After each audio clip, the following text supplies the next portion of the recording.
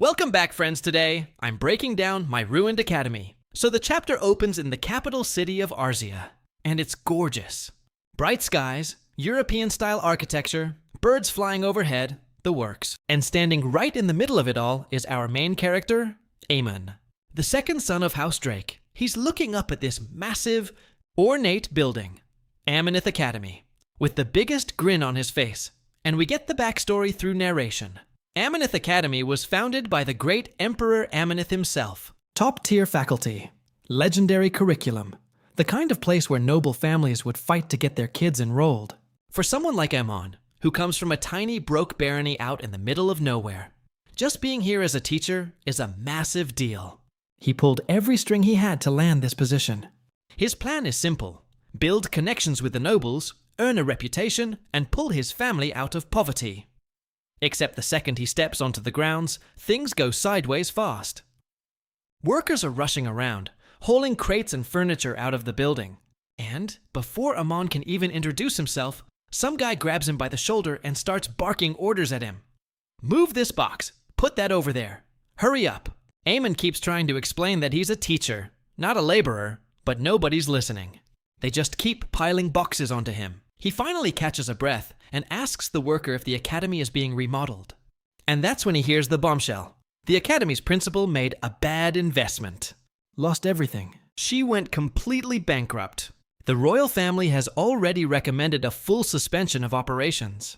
And by the time Eamon is hearing this news, covered in sweat, arms full of somebody else's, luggage, most of the students and teachers have already packed up and left. Now here's the kicker. The suspension notice was sent through something called a warp gate, but Eamon's family is so poor and so far out in the countryside that they don't have a warp gate. It took him half a month just to travel here. He never got the message, and it gets worse. While he's processing all of this, Eamon spots a guy slumped against a wall on the academy grounds, surrounded by empty bottles. At first he thinks it's a beggar who wandered in. Turns out, this drunk is actually one of the remaining teachers. A big bearded guy who's been drowning himself in booze ever since the academy collapsed.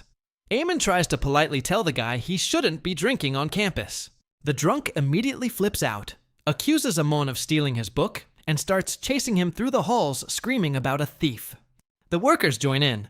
Eamon is literally sprinting through this crumbling academy, clutching boxes to his chest, yelling at the top of his lungs that he's not a thief and he's not a new hire.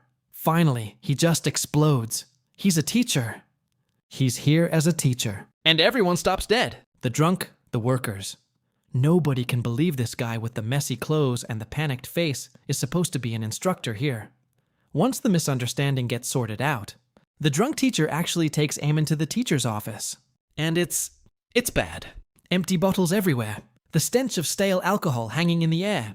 Papers scattered. Furniture overturned. The drunk casually admits the mess is his doing. And when Eamon tries to address the drinking problem, the guy just smiles and says he does it because it tastes good. Eamon snaps. He grabs one of those bottles and cracks it right over the drunk's head. But after the comedy fades, the weight of the situation settles in. We get Eamon's internal monologue, and it's heavy. The House of Baron Drake is only a barony in name. It's a small, struggling village with rough land and a desperate family. Eamon burned through every connection he had to secure this teaching contract. And the contract is for 3 years. If he doesn't complete it, there's an enormous penalty. We're talking family-destroying consequences. He leans against a window, stares out at the empty campus, and mutters to himself that his family is screwed. But then he pulls himself together. There's still something left here. 2 students remain, and he decides to focus on them. If one of them is a noble heir with good connections, maybe this whole thing can still work. So he goes to meet them. First up is Boris, a quiet, serious-looking boy sitting alone in a classroom. Boris tells Eamon that he has nowhere to go back to. His village vanished 2 years ago. He's a commoner with nothing. Then there's Chloe, a pink-haired girl who came to study abroad from the Aran Kingdom. Except the Aran Kingdom fell to ruin after a war last year. She's stranded. Eamon processes this privately. 1 orphaned commoner and 1 refugee from a destroyed nation. 0 noble connections. 0 networking potential.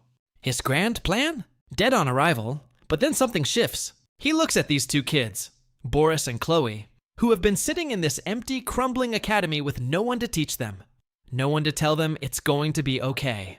And instead of walking away, instead of cutting his losses, Amon steps up. He reaches out his hand and tells them not to worry. Their teacher is here now. They'll get through this together, because none of them have anywhere else to go anyway. Chloe tears up. Boris stares at him, speechless. They both call out to him, "Teacher!" So now Aemon is locked into a 3-year contract at an academy that's been abandoned by everyone who matters. His 2 students are a homeless orphan and a refugee princess with no kingdom. His fellow teacher is a raging alcoholic. And if he quits, his entire family goes under. The chapter opens with Aemon paying a visit to the principal's office.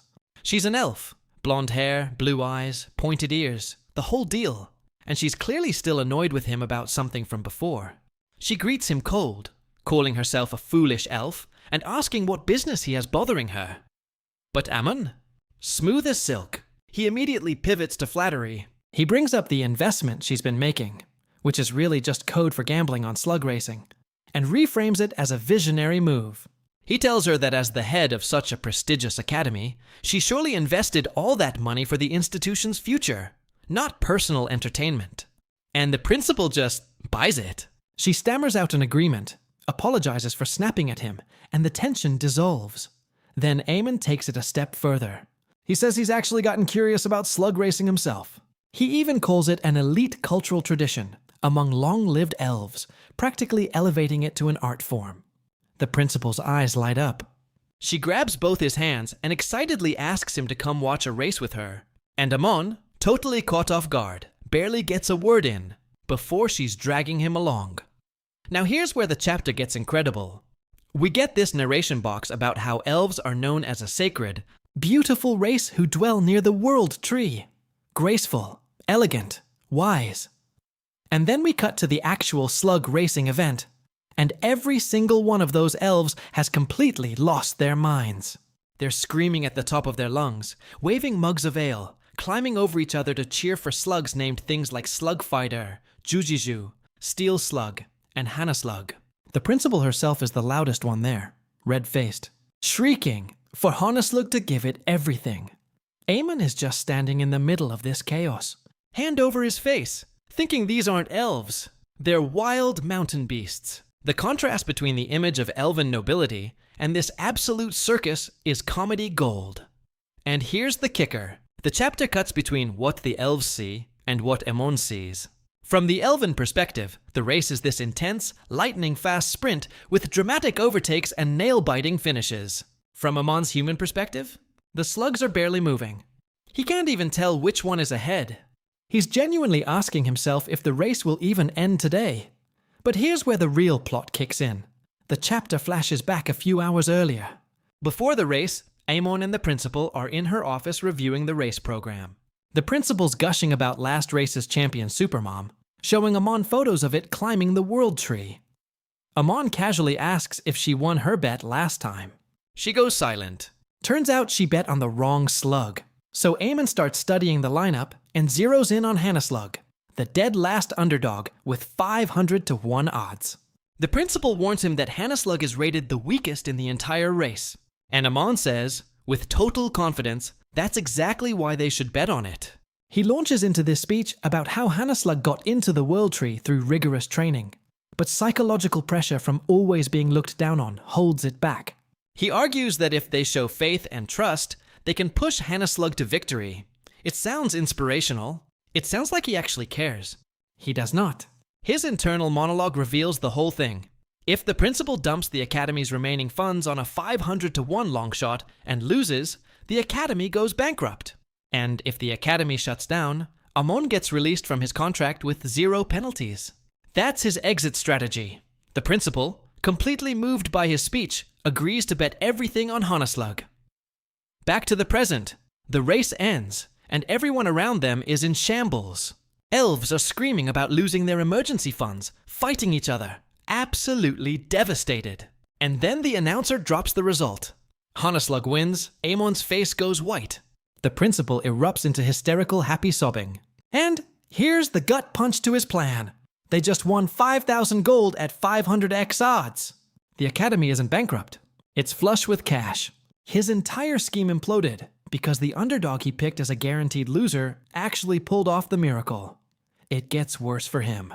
The announcer reveals that only one person predicted Hanneslug's victory, and Hanneslug himself wants to shake hands with the believer. Aemon has to walk up in front of every furious, broke elf in the stands and accept a hug from a giant slug, while the principal cries happy tears beside him. Thank you for watching Do You My Video. Please subscribe. Comment for next part.